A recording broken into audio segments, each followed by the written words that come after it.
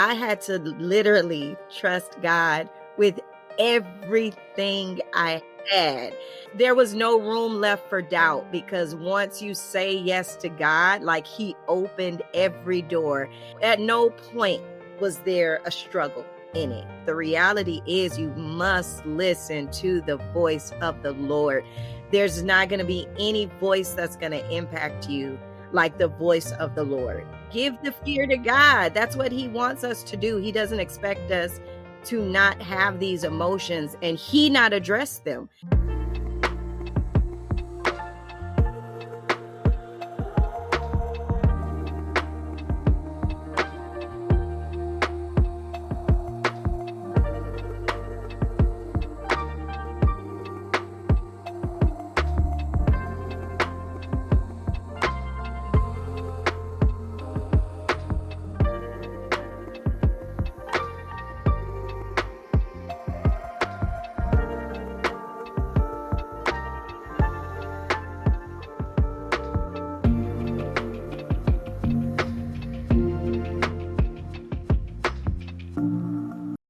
Hi, and welcome to another episode and another season of the Woman Witness podcast on the Woman Witness TV network.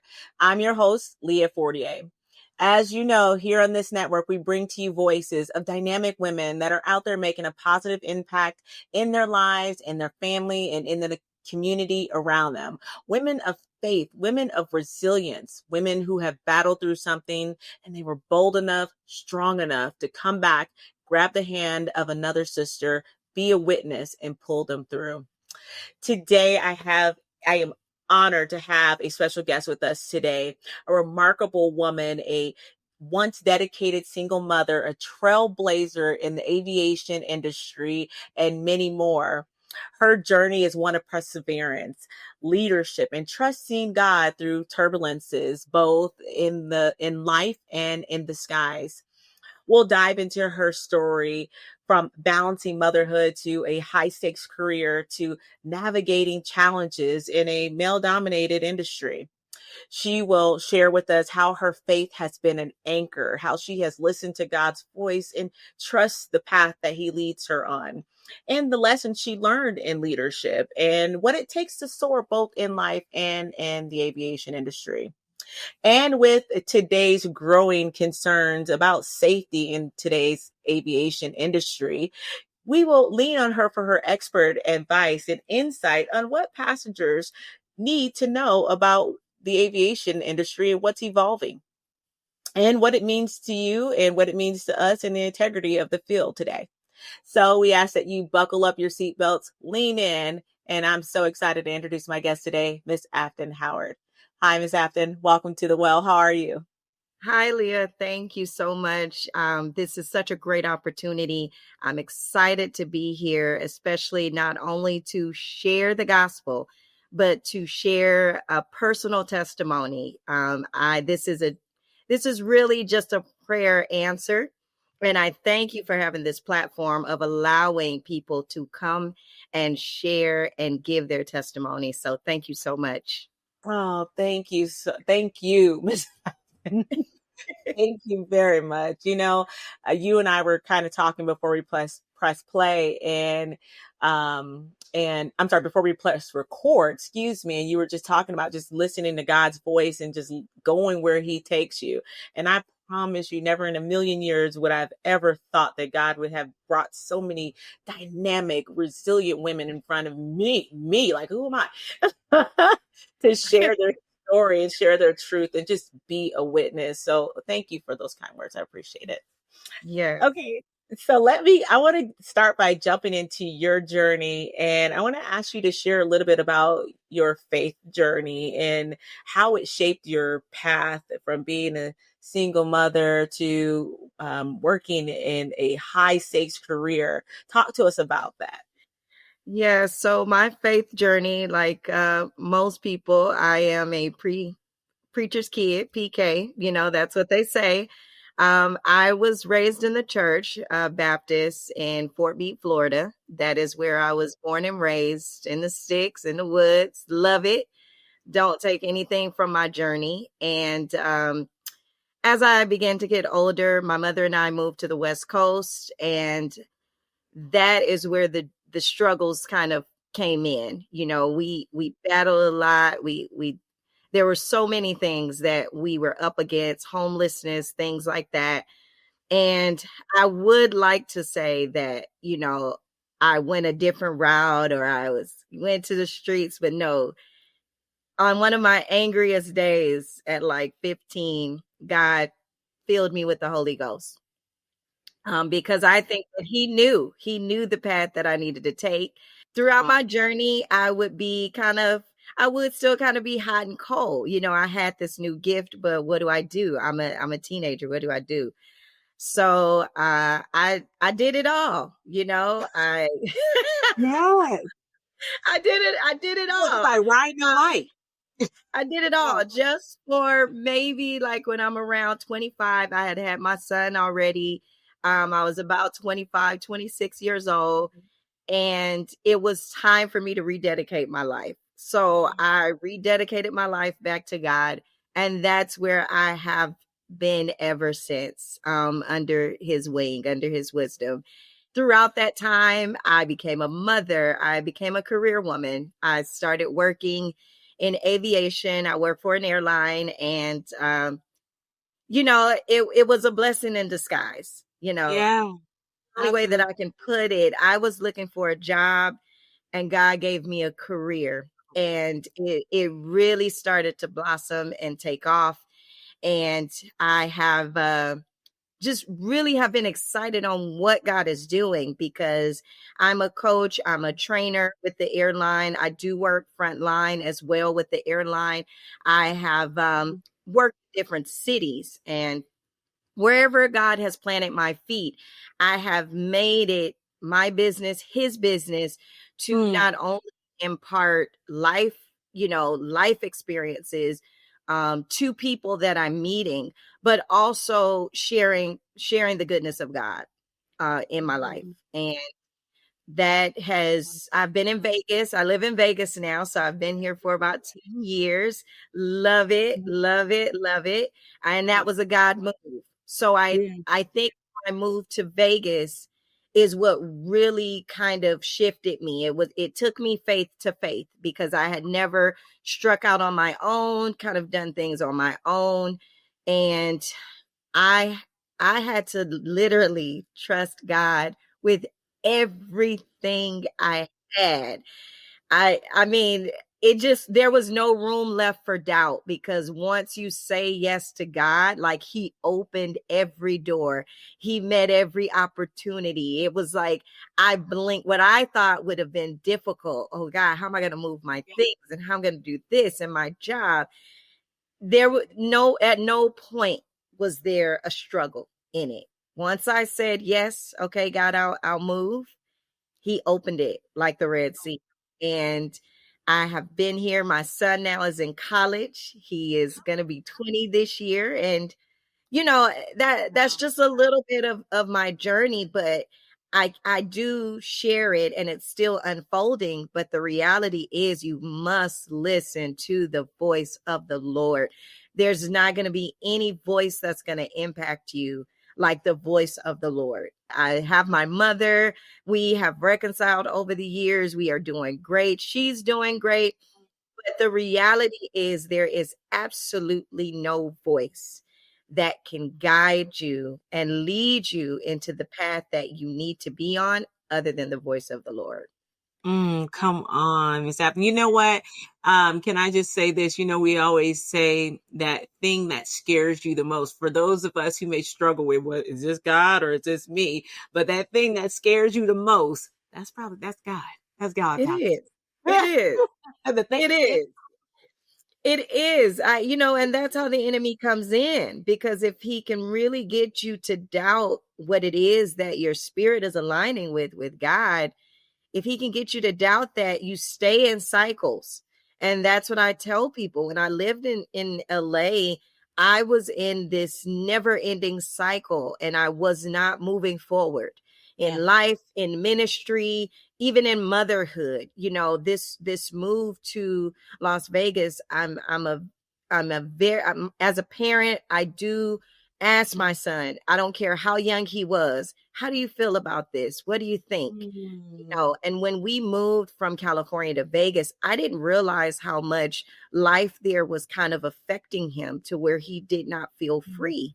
It was like always cautious, always be careful, always, and then he comes here and he's playing, he's riding his bike, we're flourishing, and that it's all God and it's all good, but at the end of the day, I tell you, there is nothing you can do but to overcome that fear. Do it scared. Do it scared. Give the fear to God. That's what he wants us to do. He doesn't expect us to not have these emotions and he not address them. Whatever we're not strong enough to address, we lay it at his feet and he will do the rest. So I did it scared. I just once I know that they used to say, know that you know that you know. Yes. Yes. Yes. I knew that God was saying go. That was it. I had no more time for doubt. No more time for doubt. No more doubt. Speaking of doubt, how did you handle those moments of doubt in your, not just your move, but also your career? And, it's not just you moving, it's you moving your baby, like how everything you handle those moments. Everything. Did you look back? You know what? I handled them by really keeping my mind on the Lord. There were times that I would just be in a quiet place, even if there was commotion around me. And I would just say, okay, God, I trust you. I'm here. Do your will be done. I just kept reciting those things. Even when I didn't know, I kept saying, okay, God, I don't know where this is going. I don't know where this is taking me to, but I trust you. And I had to say that over and over and over again until it just really penetrated my spirit. There was, like I said, there really was little room for doubt. And I think because God knows us, he knows us, he knows the very hairs on our head. And I feel like the way he orchestrated it, the more it was like the leaps and bounds, the faith rose. When I had to put in the transfer for my job, my mind, oh, it probably will take a while. I don't know if they have any spots open to transfer. An hour later, I'm getting a call from bosses. Is this true? Because are you transferring to Vegas? It got accepted right away. It got accepted right away. When I went to go look for places, my mom said, well, let's just go hang out, but we'll spend a weekend there. We'll look at some places. I said, yeah, there's a place that was really on my heart that I really want to see. And I get there, I talk to the guy and he's like, oh, you live in LA? You don't have to come back here. We have an LA office. You can do your application there. They'll give you everything you need in LA. When you come back to Vegas, I'm just handing you your keys. Like that was literally how it happened. So I found this place, elementary school right down the street. I could walk my son to school, walk him, it was just like, there's absolutely nothing that God won't do when you really give him a yes. I can't stress that enough. Oh my gosh. Oh, I love it so much. He made a way. Girl, and okay, I could sit there forever. And can I just say this to some of us who are listening right now, and that yes may look crazy, it may look, sketchy, may just be walking and be like, what does it say? I walk by faith and not by sight, right?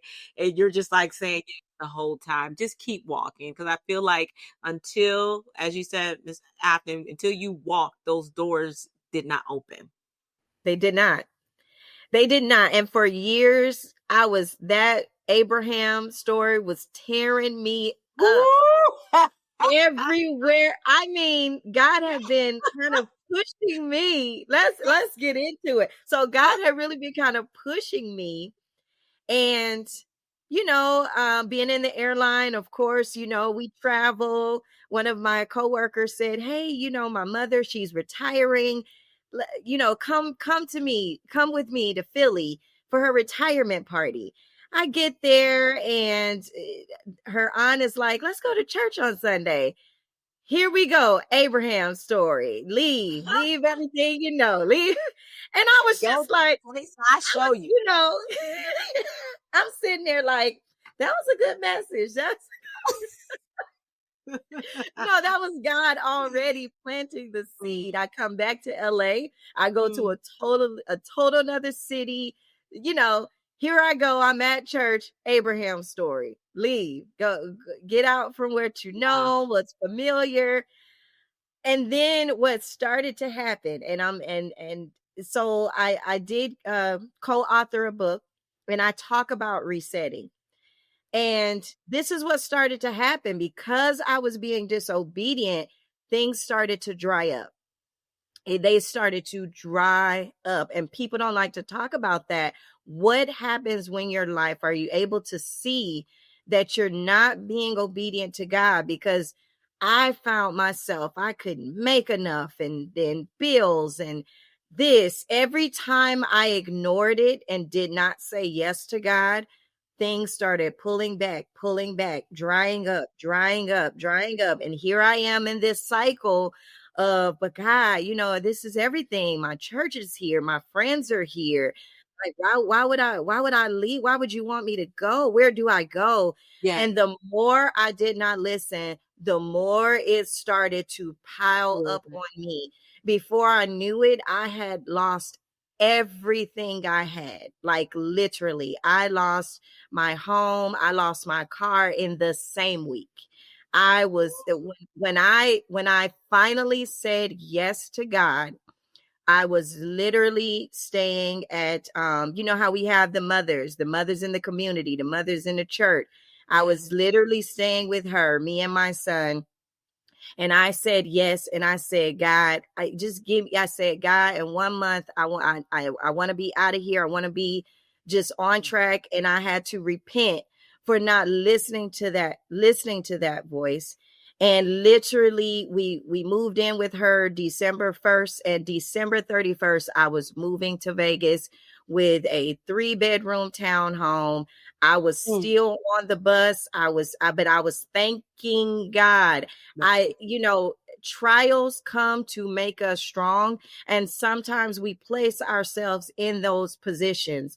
So with repenting, I had to take up the cross of consequence, if that makes sense. I had to take that up. I did not blame anybody. I didn't blame God. I said, God, I knew the word that you were telling me when you were saying it, and I should have listened. But God is so great. He's so gracious. And after 10 years, I have 2 vehicles. I'm a homeowner. He totally reset my life. He totally said, that's where his grace and his mercy comes in, because he was so gracious. He was so merciful that any little thing that he blessed me with, I don't care if it was a bus pass, I don't care. I was just like, yes, God, thank you. Yeah. And he rewarded a repentive heart. So, that's just, we've got to stay in that vein. Yeah. Of really, when God speaks, we have to move. That is so good. Man, I hear so many different stories in just what you said, and sometimes I do believe that God, when he has called you, he has chosen you, and he has shown you something, he's shown you a promise, you're going to get to it. Even if you got to get pushed there, right? Pushed into purpose. Hannah did not get Samuel until she went in there and just said, you know what? I'm about to look like I'm drunk. I'm about to fast. And then Penina just poking at her. She was pushed into her purpose. I want to talk to you about leadership. So now you moved, you're walking in your purpose. You're in a industry that is, male dominated industry. From the research that I look, you could tell me if I'm right or wrong. What were some of the challenges that you have faced being a woman in leadership in this industry? So for aviation, there are different there's different jobs, there's different opportunities. So when you talk about maybe the flight deck, the pilot crew, yes, that is a male dominated job. I'm working frontline. So we are diverse, but there's still levels to that. Even with our flight crews are more diverse. I think it's the same as any other business or industry that mirrors our climate as a government. So when you get to the senior level, you may not find as much diversity there. And of course there's always ways of trying to do that. My company is they're very progressive in trying to take steps. I work for Alaska Airlines, and we were the first company we have a black plane with Martin Luther King, so we call it our commitment. We partner with the UNCF. There are steps that are being taken there, but to go back to being a leader, I think it always starts with internally. So I've always been a natural born leader, but that had not been uh, poured into in a sense. So I will say, for anybody who feels that way, grab a hold to your career, because your career can give you skills and tools to do that. For me, it was both my career and God's word that I got there after 6 months. To me, I'm just like, well, it's sick. I'm gonna give it 6 months to a year. That's what I said. God said differently. But after that, I had leaders coming to me and saying, hey, we really think you should consider moving up. We really think you should consider, becoming one of our like frontline leads. And I said, okay, if you think so, Right. it's humble, but I'm going to be honest at the same time, it's not believing in yourself. So I was just like, I don't know if this is for me. However, when I did that, it really began to sharpen me. It began to give me skills, more people skills, more empathy, more decision-making skills. And I remained a frontline leader for 16 years before I moved into being a trainer. And because then I started to love the idea of helping people, like you're saying, reaching back. So it was that reaching back. I remember my first day of not having any airline experience whatsoever. I went to college, and I was majoring in international business, and I wanted to work in fashion. I wanted to do different things. And God brings me into like customer service and aviation. And I'm like, what's going on here? Right. So I remember knowing nothing and thinking, I want to be a person that helps. I want to be a person that finds that person on their first day and say, you can do it. You can do it. You can learn it. I'm gonna show you. And so I've been with the company now for almost 20 years, and it has been amazing. And so with the dynamics of diversity, I feel like no matter what company you're in, it's going to exist until we see change in our government, in our systems, until we see that transfer of power and wealth begin to flow. It's going to exist, but it does not stop those who want to pursue it to do it. So now I am in a space where I want to make sure, first off, that people of color, Black people, know that these jobs are available to them. When we were having discussions about this, because I have also worked with our business resource group. So I have been a leader, a part of our Black business resource group within the company. And when we have these discussions, what we're hearing is that people of color are simply not going for the job. They're not going for it. And a part of that is awareness. So if I can go into schools, if I can go into different places and say, listen, this is a career that's open for you, that's half the battle. because we need representation on every side, every mechanics, pilots, first officers, there's so many different careers that's within aviation. People only think about the flying, but the reality is that is a very small number compared to the workforce that's really on the ground and that you're actually interacting with on a day-to-day basis. Now, in your tenure in aviation, have you ever encountered any bias? And if so, how did you overcome it? Absolutely. Absolutely. I've encountered bias everywhere. And how you overcome it is you be yourself. Yeah. And again, I can only default to faith because that is what is inside of me. Mm, So, I do it as the Bible tells you to do. You bless 100%. those that curse you. I do that, turn the other cheek. Now, to a degree, there does get to a point where you have to stand up for yourself, right? But even in doing that, you just want to make sure you're doing it in grace and in professionalism.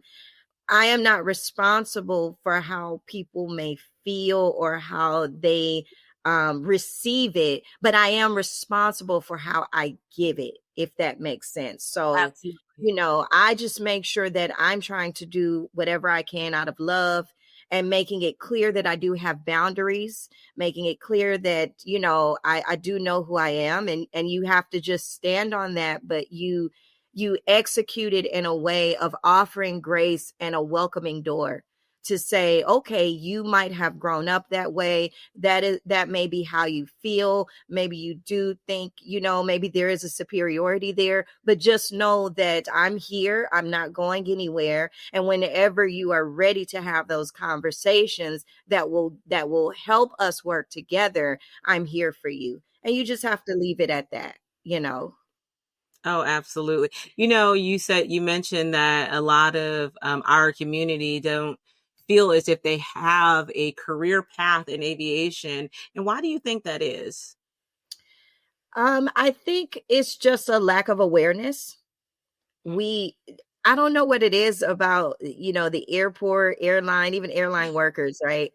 Okay. No, like nobody is saying I want to do that job.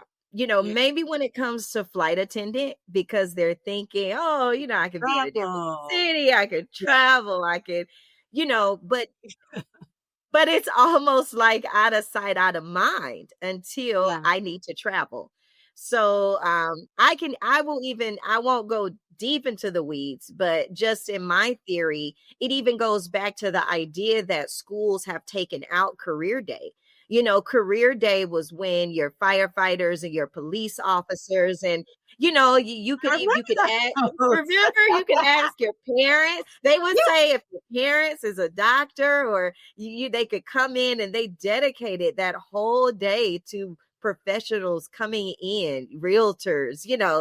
And I think that we've kind of lost that. So we have a generation that is wandering around, in my opinion, because we have to make sure that these things are in the forefront of what they can see. I've seen career fairs, but career fairs are dedicated to, you're already in working age. You're 21, 22, career fair, which is great. I love them.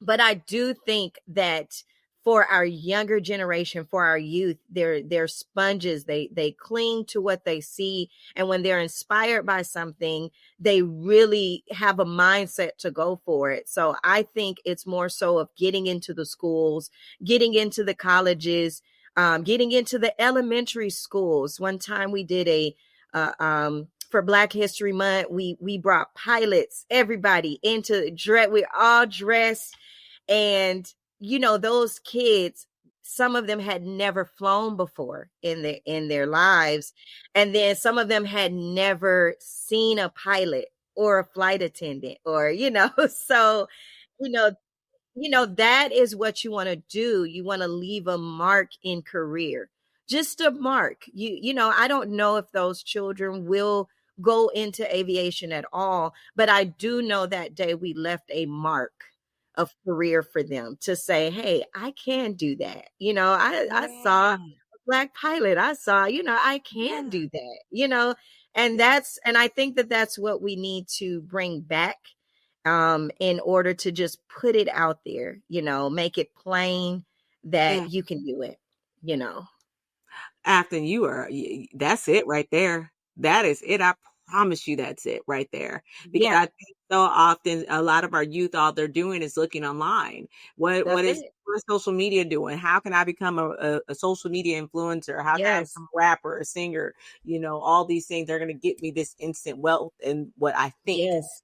Yes. And careers are out the door. They like, they look at sometimes your parents go out to work and they're like, I want to do that. That looks like way too much. Right. Right. And you know what? And no, and you're so true, because I think when we were growing up, uh that was like, we wanted to grow up and have careers. You see auntie, you see uncle, you see mom and dad, and then what Have a happened though was briefcase, that there remember? was, yeah, like you knew you had made it. If I could buy some fashion fare and give me a Yes, little part-time job, and I'd have made it. I'm on my way, but absolutely. I think Mm, what happened though too is there became a huge spiritual attack on family. So I do blame, to a degree, social media, or I'll say social media was a big part of it, but also what was a big part of it to me is that these kids have had to raise themselves because their parents are working 2 or 3 jobs. I feel like they have become jaded with the idea, like, why do I want to go work and work this hard?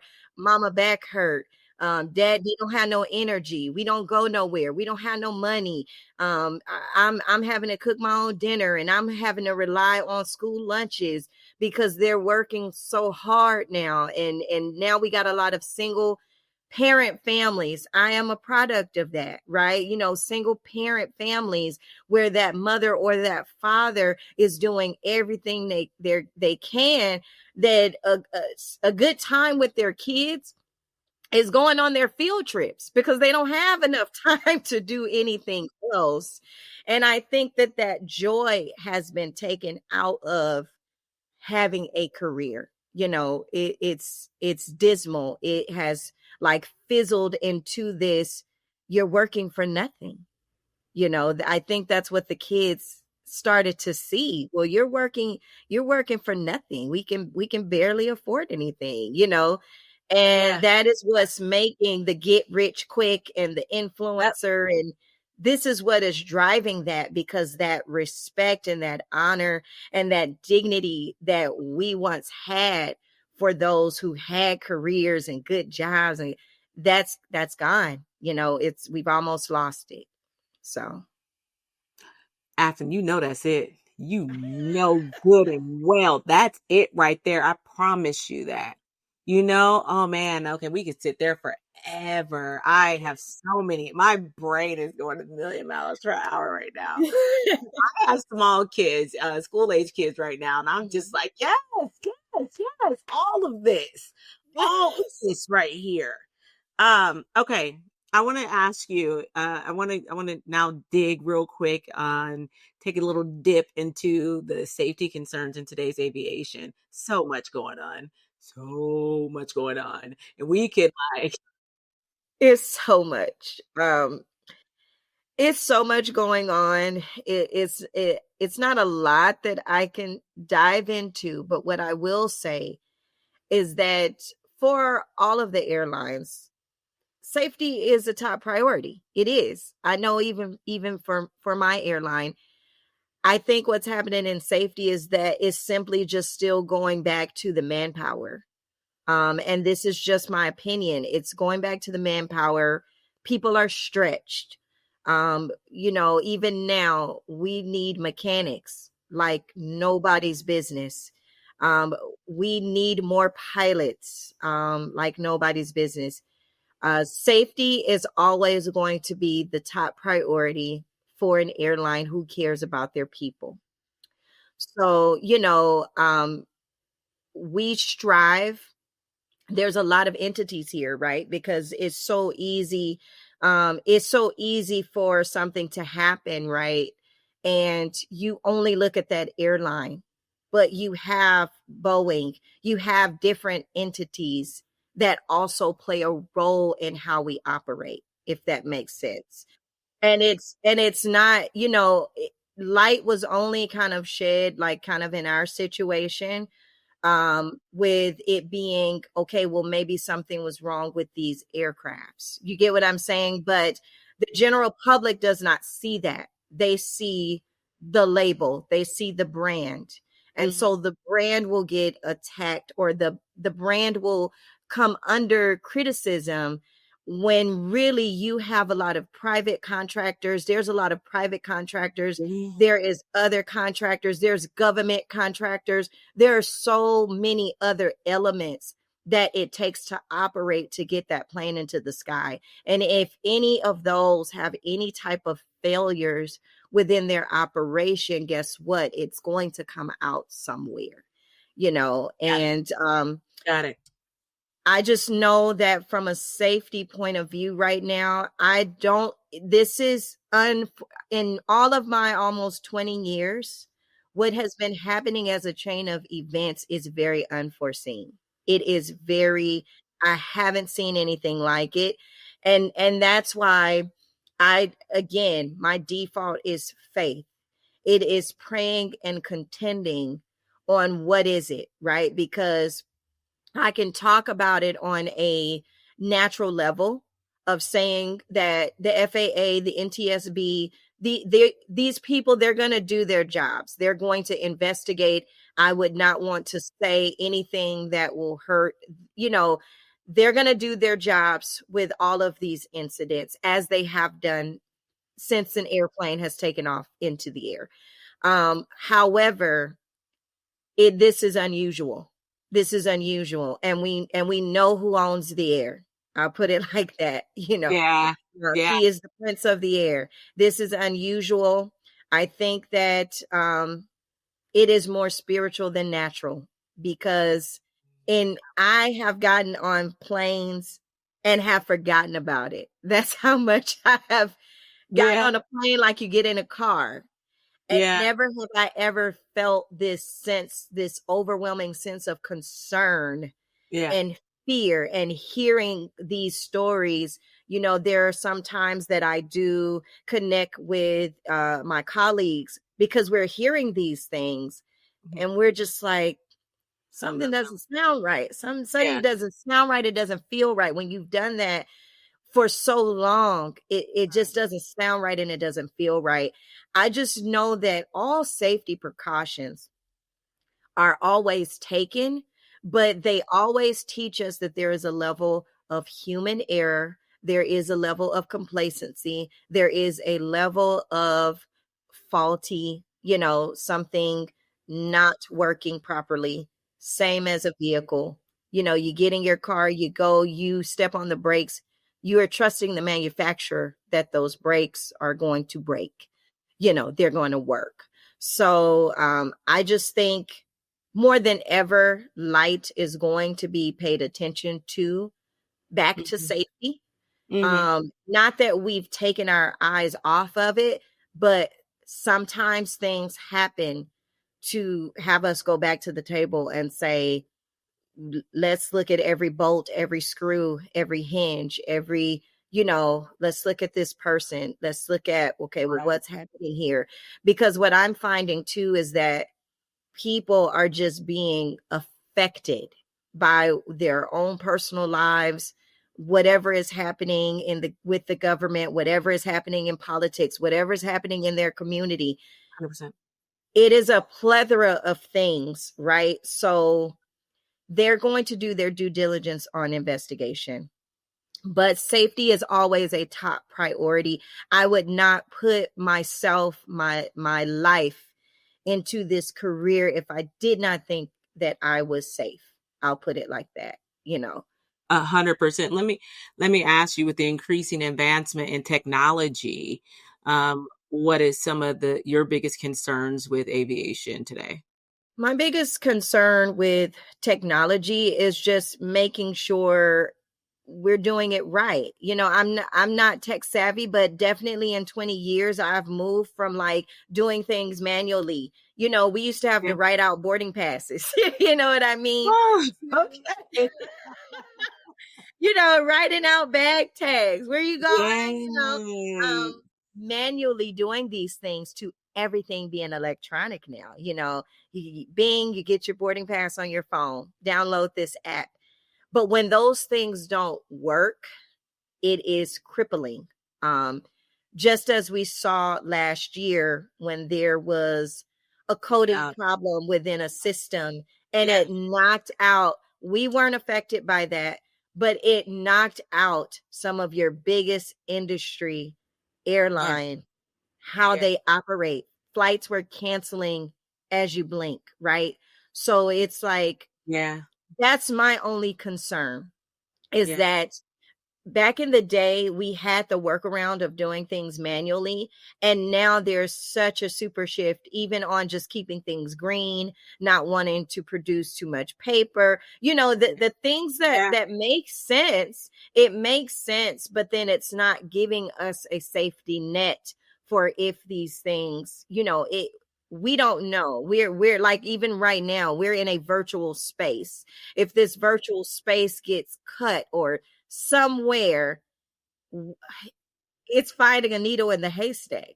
Where did it come from? How do we get it back up? But like, just to know that in the beginning we didn't know, like, I'm just watching airlines just like come to a screeching halt in operation and not knowing. And it took a tech person saying, well, that system was built on one code. You get what I mean? So it was like, that's all it took was for it to crash, you know. Yeah. So those are the things, the stability, the data, we keep creeping up 4G, 5G, and Yeah. then you have those environmentalists, or you have people that are saying, hey, this is not good for our bodies. This is not good for the environment. This is not, these wavelengths, which Yeah. you want to give an ear to, right? It's not saying that anybody is right or wrong, but it is taken into consideration on how these things might be affecting our ecosystem, our bodies, things like that, as we move into more and more of technology.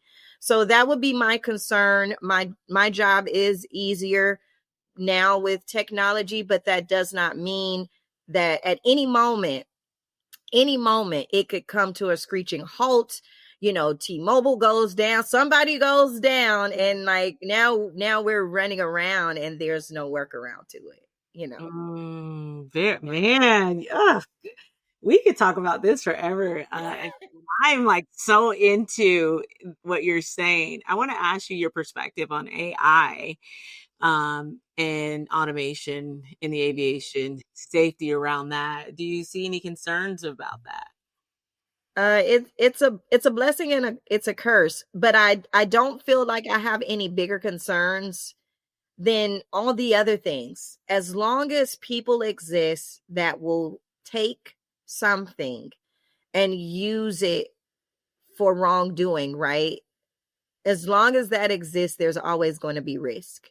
Risk is tied into everything that we do. I use AI. Sometimes I've used Chat GPT. I think that there is a beauty in advancement, right? No job title, no one wants to remain the same, right? So even for people that God has even graced them with this mental ability of technology, they're going to want to do that better, just like anybody else. I think that always the biggest concern to anything, it's the person. It's how it's being used, right?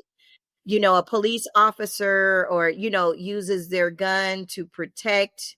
I say that loosely, but you know, but another person will use a gun to kill, like that.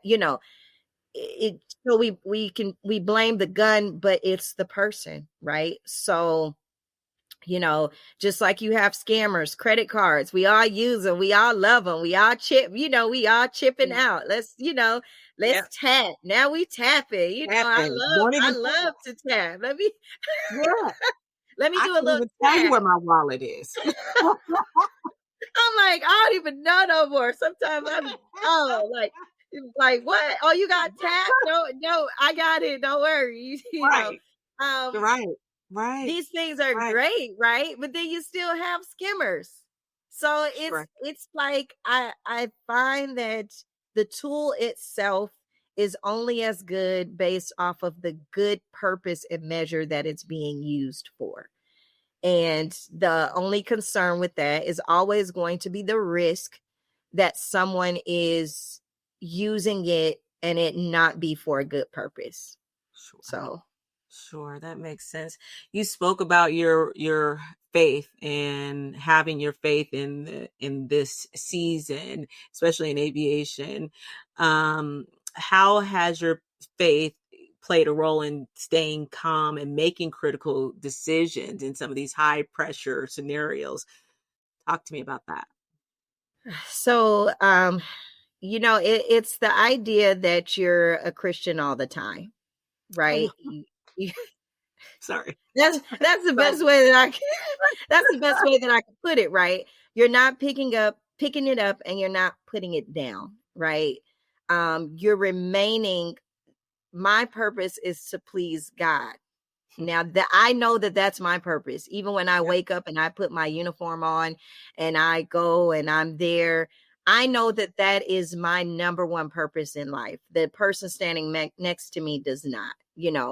Um, However, I just move throughout career and life and motherhood and everything in faith. And in doing that, it's trusting and it's listening to the Holy Spirit. Yeah. Okay. And you have to love people. I think for some people, customer service is a job. For others, it is a gift. When you are blessed with ministry and you understand, because there's a whole ministry element to who I am, you are working through the lens of ministry. I want to make that very clear. If you can shout on Sunday and thank God and raise your hands, but you get to work and you not give out love or mercy or empathy in the toughest situations, then I'd have to question what's happening with your spiritual walk, because a spiritual walk, you're walking it everywhere. So in dealing with the toughest decisions, I consult the Holy Spirit. Okay. I know that it is a natural job, but I consult the Holy Spirit. I take time, I breathe, I step back. I ask, clarify, how long do I have to make this decision? And right away, I am taking it mentally, it is going to the Father, because I know that I'm learned, I'm studied, I'm knowledgeable. It says the Spirit is the one that's going to bring that back to remembrance for you. So when I'm hit with something or I'm hit with a challenge, that is what I'm doing. When I'm working with people, I'm extending grace. Okay. There's people that work with me and they're like, how did you do that? Like that person was ready to punch us all in the face, and then you're hugging them at the end of Mm. the how I did it? With the love of God. I did it with listening, I did it with understanding. And even if they were not satisfied when they walked away or they didn't get what they wanted, I know that my greatest service to them was to love them. That was my greatest service, Wow. was to love them, and they're still going to form their own decisions. But let me say this. Mm. When you start to walk in love in your career, you don't get that many big tiffs and arguments and I get it. battles, and because now you start to walk in an authority. Mm. There's an authority that authority is not just you in church declaring and that authority is everywhere you go. So now people are always asking me like, well, how come you ain't getting all the best? How come you ain't getting and my thing is, listen, there is an authority. There is an authority that I walk in and that I carry. And that as long as I am treating that person, I'm looking at them through the lens of the Father, it's never going to go that route. In my earlier days of my career, yes, I was overwhelmed. You try telling a family of 5 there's no seats on the plane for them, and you're looking at a husband that has probably spent $10,000 for this family vacation that he has worked his you try doing that, right? It's overwhelming. It's you have those people that will cuss you out. You hear me? Right? They will go, Yeah. but oh, but the minute God began to shape me and say, I need you to look at it another way, I started to see the pain past the complaint. I don't know if anybody else can do it, but I started to see the pain past the complaint. And God would say, I need you to speak to that. So I'll never forget it. One time, this woman, she was going off, just, going off, screaming, yelling. And God says she's hurting. And I remember walking up to her when she was done. And I just said, it hurts, doesn't it? That's all I said to her. It hurts. And she started weeping. And by the end of it, we was able to find out what she need. She was crying. She apologized to everybody. And God said, this is what I'm turning your service into. It's no different than church. Got it. It is no different than you ministering to a person in church. You don't have to go into scripture. You don't have to go into everything in that moment. But what I need you to do is I need you to see past. He told Jeremiah, look past their faces. Look past and I need you to see what's happening. And when I started to do that, I began to see the pain points past their complaint. And I would acknowledge that. And then we'd be able to solve the complaint. Oh, Afton, I love that so much. It just reminds me when you said that, it makes me think of that's what how God sees us. We're always complaining. Always. Always. I just got done complaining. I'm sorry. Let's be real. But God sees past my complaint to my pain. He looked beyond my faults and he saw my needs. If you don't write this, if you work in customer service and you are focusing on the faults of people rather than the needs, you might be in the wrong industry. And I think, I'm trying to work toward a platform geared toward getting our customer service back to the gold standard level, to the way it should be, and it's because people it's almost like trauma bonding. They cuss at me, I cuss at you. Okay, you yell at me, I yell at you. Okay, you don't want to help me, I won't help you. That's not service at all. The customer is added onto it because we work in business, but in service, you have to have a heart of service.